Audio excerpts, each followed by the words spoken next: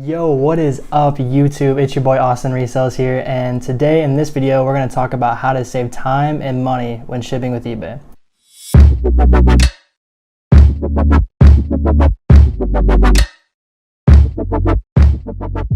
So the first thing on the list is a lot of people still don't realize that you can get free shipping supplies through USPS on their website. So they will send you free priority mail flat rate boxes. Like this one, this is the small flat rate one. This is the medium flat rate. They also do a large flat rate and a flat rate padded envelope and a few other ones as well. It's totally free. You just get on USPS.com and click order and it'll be at your house in a few days. But if you want to go traditional, you can always just buy these 13 by 16 poly mailers on Amazon. They're super cheap. You can get, I think, 100 of them for like 16 bucks. So it's super cheap. Obviously, the more you order, the cheaper they are per unit. So tip number 2, to make sure you weigh and measure your packages like precisely, as closely and accurate as possible as you can. When I first started out, I didn't have a scale to measure the weight, and so I was pretty much playing the guessing game. And if you underestimate the weight and you get to the post office, they're going to charge you extra, or sometimes they'll actually charge the customer when it arrives. So tip number 3, make sure you take advantage of the eBay shipping discount. So you can name your shipping price when you list your item, and then when someone buys your item and you're going to click print shipping label, it'll actually offer you a discount, which is super nice. It'll save you some money. So you can also, if you're shipping a lot of packages, you can schedule a USPS pickup on their site, which basically they'll send someone to your house or your residence, wherever, and they'll pick up your packages for you. You don't even have to leave the house. It's good for people that are selling like high volume. I'm not quite to that point yet, so I have to take trips to the post office normally towards the end of the day. I like to wait towards the end of the day because you never know, you might get a last second sale, and then you have to go back to the post office tomorrow when you could have just stayed around, waited a little bit longer, and dropped it off there. So yeah, that's tip number 4. Tip number 5.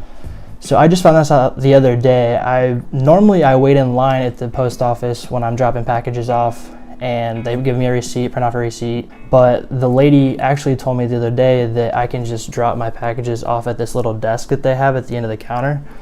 Since I already have my label, I don't need a receipt. Some people like getting receipts to like prove that it's there, but the tracking number and everything's uploaded once they scan it anyway on eBay. All right, tip number 6, and this is actually my last one for this video. I know it's kind of quick. There's a lot of tips and tricks that I don't personally know.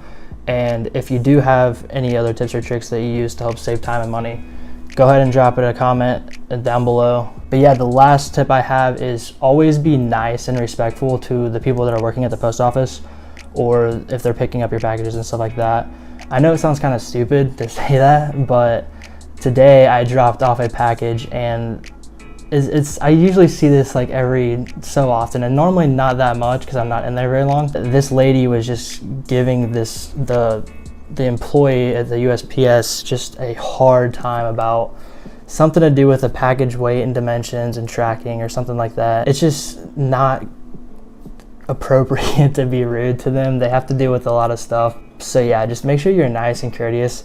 Also, ask questions if you don't know what you're doing and you're just now starting out, or you don't ship very often. I've learned a lot just by asking questions. There's really no stupid question to ask. They're more than happy to help you, and you can learn a lot off of just being nice to them, being friends with them. If you're gonna be there 3 or 4 times a week, sometimes once a day, it's always good to have a strong relationship with the people that are working there. So, and also a side note that I have written down, and my last thing I want to say is, it's kind of a side note, not really a tip, but it's something that I started doing and practicing recently because of this whole coronavirus situation.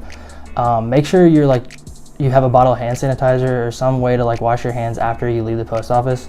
There's a lot of people that touch those door handles every day.